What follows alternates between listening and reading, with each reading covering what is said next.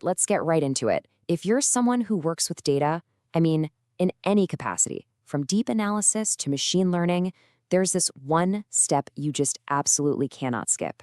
Seriously, it's the bedrock, the foundation everything else is built on: data cleaning. Let me ask you something.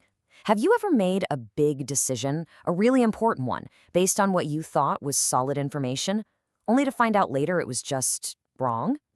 Yeah, that awful sinking feeling? Well, in the world of data, that kind of thing happens all the time. And here's the kicker: it often happens before anyone even starts their fancy analysis. The problem isn't the complex model or the beautiful chart. Nope, it's the raw data itself. And look, this isn't some rare once-in-a-blue-moon problem. It's the norm. As Wes Cube Tech puts it, when you work on real-world data, it is unclean data which has a lot of small mistakes. That's the reality. Real-world data is just inherently messy. And believe me, those tiny little mistakes can snowball into huge, huge consequences. So where does all this dirty data even come from? Well, pretty much everywhere. Think about it. You're pulling data from all these different places: websites, software, old databases, and along that journey, you get simple human errors, typos, someone entering the wrong number, or even just technical glitches. It all adds up to corrupt the information. And just ignoring this? Oh, that is a recipe for disaster. I'm talking about a marketing campaign that completely misses its target, wasting millions of dollars. A sales forecast that's so far off it's laughable. Your machine learning models, they'll fail. Your visualizations, they'll lie. You will waste so much time and so many resources. But honestly, the worst part? You lose credibility. People stop trusting your work, and trying to win back that trust, that's a tough uphill battle. Okay, so the stakes are super high, right? How in the world do we fix this? How do we take this chaotic, unreliable raw material and turn it into something we can actually depend on? This is where data cleaning comes in. That's the answer.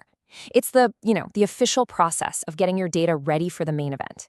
It's all about systematically hunting down and fixing all those problems we've been talking about: the wrong info, the missing pieces, the pesky duplicates, and all those crazy formatting nightmares. Here's a really easy way to think about it. Imagine you're cooking a fancy dinner. You wouldn't just toss unwashed veggies, uncut meat, and a random handful of spices into a pot and expect a 5-star meal, right? Of course not. You do the prep work first: the chopping, the washing, the measuring. Data cleaning? That's exactly it. It's the essential prep work for your analysis. All right, so let's pop open the hood and look at the core toolkit for this. Now, there are a ton of different techniques out there, but most data cleaning really boils down to these 4 fundamental steps. Let's walk through them one by one.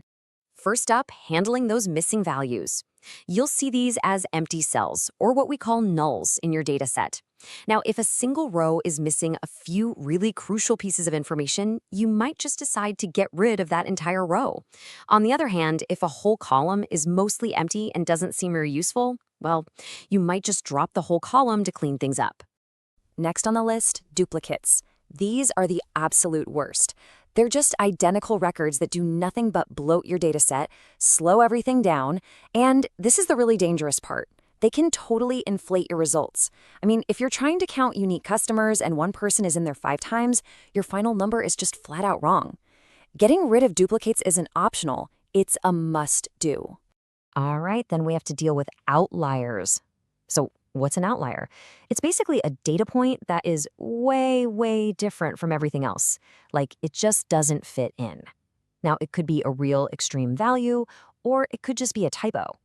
Either way, it can seriously mess with your analysis, especially when you're calculating things like averages.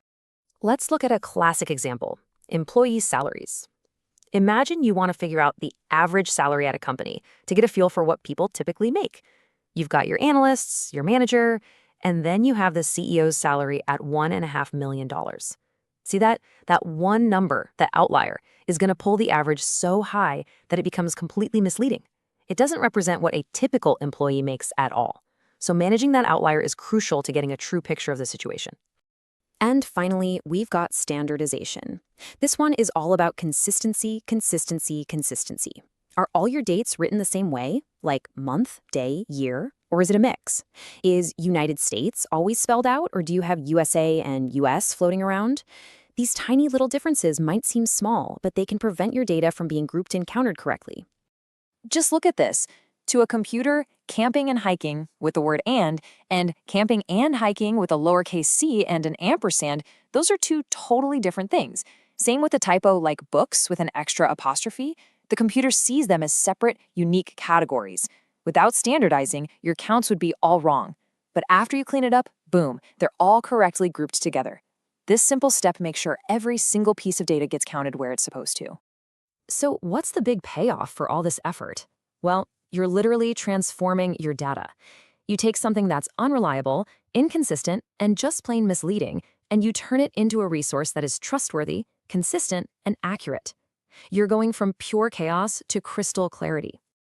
And the benefits? They're real, and they are powerful. You get reliable analysis, which naturally leads to way better data quality, and, you guessed it, much smarter decision-making. You stop wasting time and money chasing ghosts and bad data. And maybe most importantly, you and everyone who sees your work can finally have real, genuine trust in your results. So at the end of the day, remember this. Your data is always trying to tell you a story. The real question you need to be asking yourself is, after you've gone through the work of cleaning it, is that story finally the truth?